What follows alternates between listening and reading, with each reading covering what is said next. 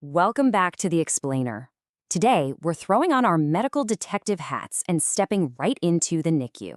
We're going to decode the incredibly subtle, deeply fascinating, and honestly often missed signs of neonatal seizures.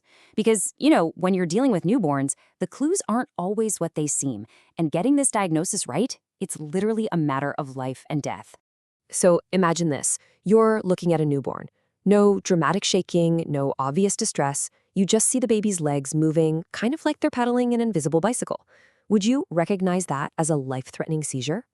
Well, in the NICU, dangerous fits love to masquerade as just innocent everyday movements.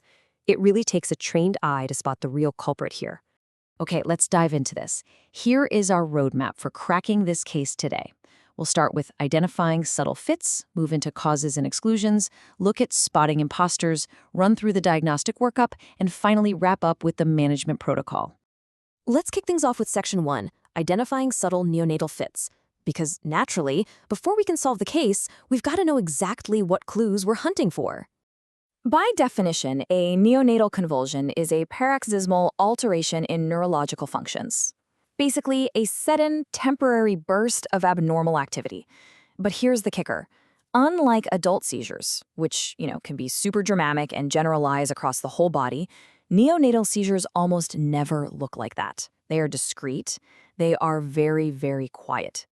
And biology itself is the culprit for this subtlety. Neonates have immature axonal sheaths.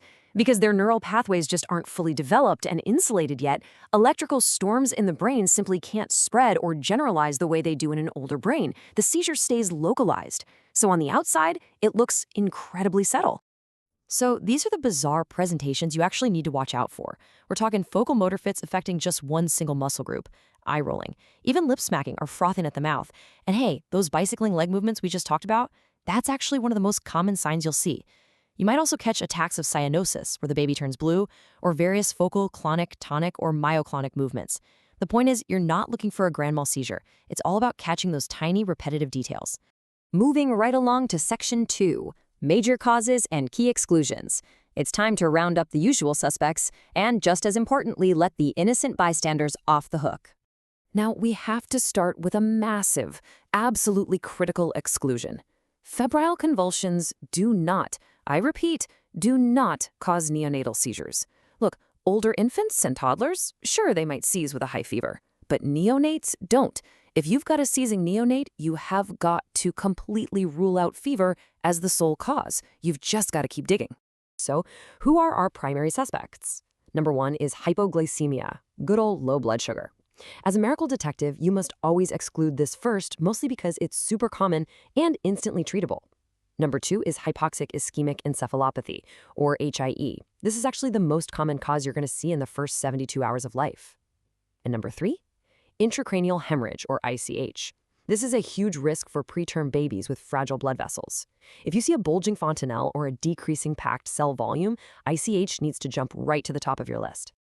We also need to talk about electrolytes, but here is a seriously fascinating twist. While low sodium, calcium, or magnesium can absolutely trigger fits, potassium abnormalities are a total exception.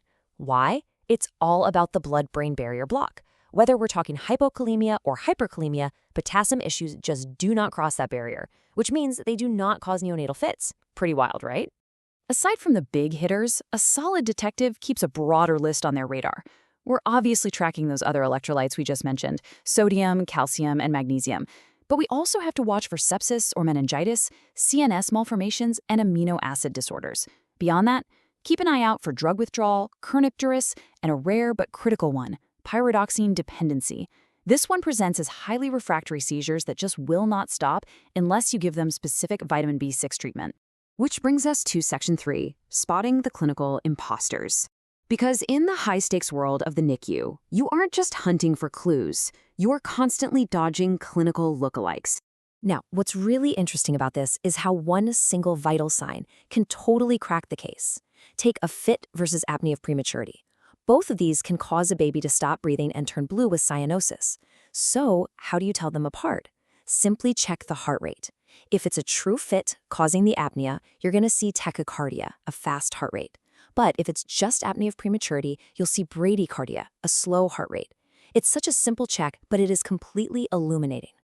Next up, we've got fit versus jitteriness. Now, jitteriness is incredibly common, often tied to hypoglycemia or hypocalcemia. But here's the key. Jitteriness is provoked. If you stimulate the baby, they tremor. If you quiet things down, the tremor decreases. Fits, on the other hand, are completely unprovoked. They are rogue, paroxysmal movements that are going to happen regardless of what you are doing to the baby. Moving to Section 4, the diagnostic workup. We know the imposters, we know our suspects. Now it's time to gather the hard diagnostic evidence. To nail down the exact etiology, you need a highly systematic approach. It starts with the clinical history, especially maternal and delivery details, and a thorough neuro exam checking those neonatal reflexes. Then we hit the labs. We want a random blood sugar to check for hypoglycemia, packed cell volume, electrolytes, ammonia, amino acids, and sometimes CSF. Finally, imaging. We rely on brain ultrasounds to spot intracranial hemorrhages or torch infections, alongside an EEG to literally track the brain's electrical storms in real time. And that brings us to our final phase, Section 5, Step-by-Step Management Protocol. Time to execute the rescue plan. Now, I want to slow down here for a second because this 3-step management protocol is literally life-saving and the order matters immensely. Step 1 is always your ABCs, airway, breathing, circulation, which includes getting them on oxygen.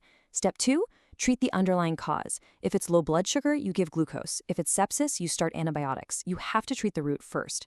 Only after that do you move to Step 3, administering anticonvulsants to actually stop the electrical firing. When you finally reach Step 3, you've got to know your medical arsenal. Phenobarbital is absolutely the definitive drug of choice for neonates. It's the gold standard, it's what we reach for first, but we do have a solid backup team of phenytoin, diazam, lorazepam, and paraldehyde, just in case those seizures are stubborn and need a bit more firepower.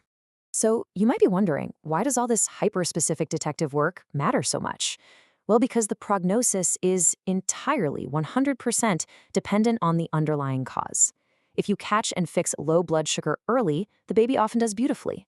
But tragically, if the cause is a severe congenital anomaly or severe birth asphyxia, the prognosis is often poor.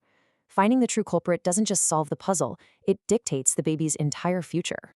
So we'll leave you with this final thought today. When the signs are as subtle as a clicking lip or a bicycling leg, and clinical imposters are lurking everywhere, it all comes down to structured, observant, detective work. In a world of incredibly subtle clues, will you spot the culprit in time? Thanks for joining us on this deep dive in The Explainer. We'll see you next time as we keep making the complex clear.